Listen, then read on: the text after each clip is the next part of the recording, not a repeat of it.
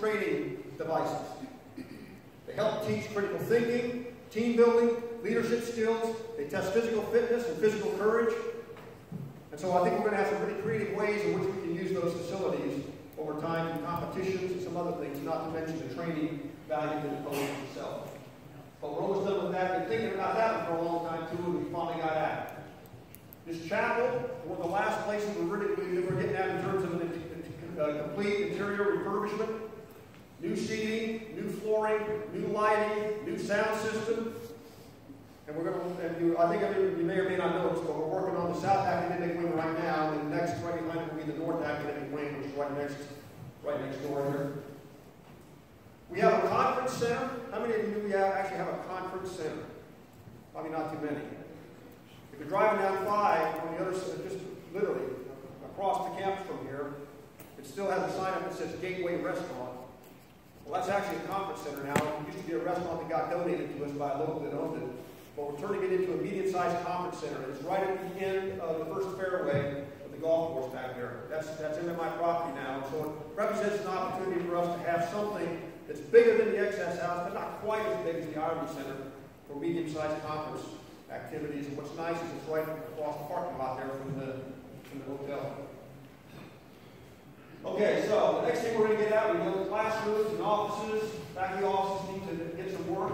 We're going to turn the library into a 21st century learning center. Now, everybody remember Mr. Cheney? Right? 1947, MMI Loveless handed us a check for $1 million during a visit back in October, which we did not expect. And he's interested in this idea of a learning center. And so that $1 million is going to be focused on converting the library into a learning center with some modular study spaces, individual spaces, small group study spaces, more computer support, on and on. We don't have a vision for that yet. We're working on that, but that's where that money's going to go to. In the same way, we have a firefighting option. We're looking to have a law enforcement option for students that might want to come here and they go into law enforcement or the security field or homeland security or something along those lines. I already mentioned civil aviation. That's the next one.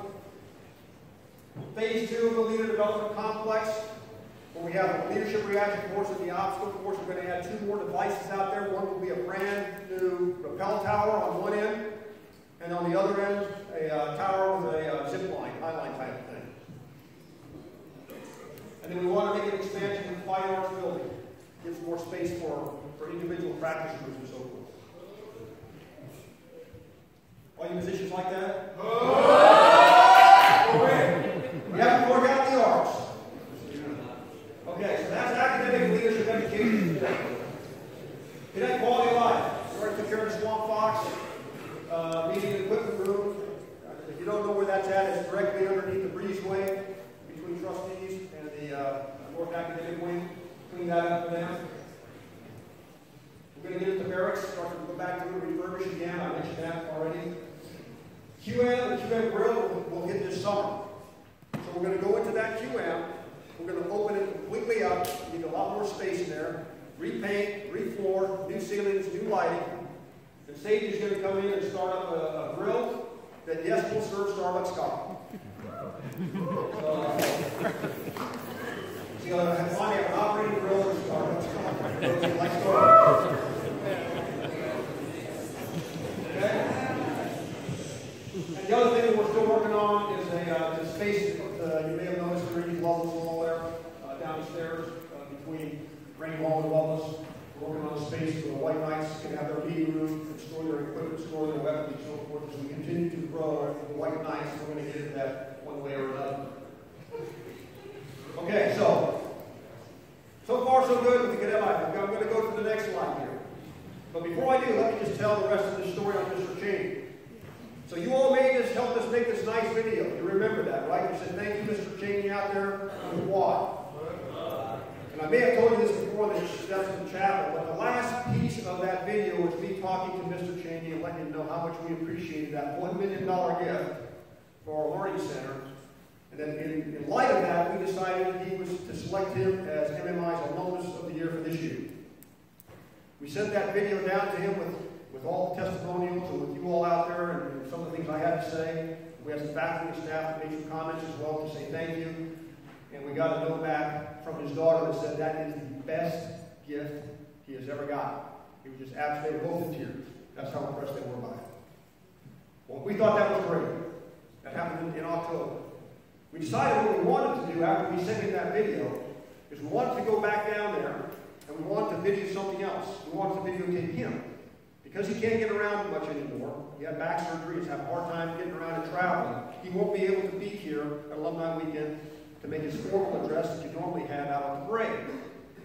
So we said, well, we'll come down and we'd like to videotape you essentially accepting this honor. We also have a special lapel pin for him, for any donor that hits the threshold of $1 million in donations, and we wanted to present that to him. So we went back down to West Palm Beach, that's where he lives, videotaped his message, presented him with his pen, and they said, we got something else for you. They hand us another check for $200,000. And we said, thank you. We're going to keep going down there.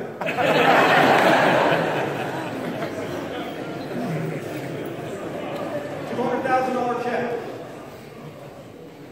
Well, we had told him about another project that we needed to have done, and he was very interested in it.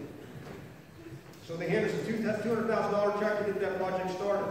A few days later, Mr. Cheney's daughter gets back with us, Mrs. McKee, and says, you know, Daddy decided that he wants to pay for the whole project because he doesn't want all the cadets to have to suffer.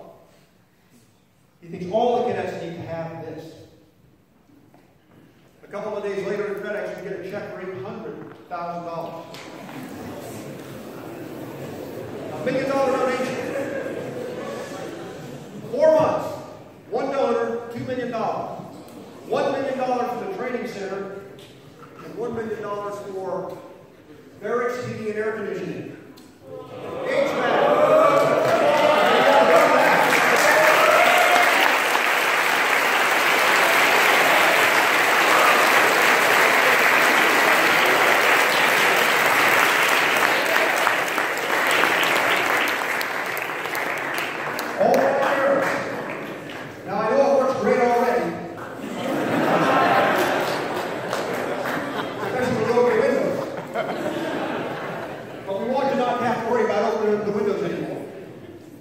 So $1 million to help us upgrade HVAC, heating, ventilation, air conditioning for all 5 barracks. Let's give him another round of applause for that.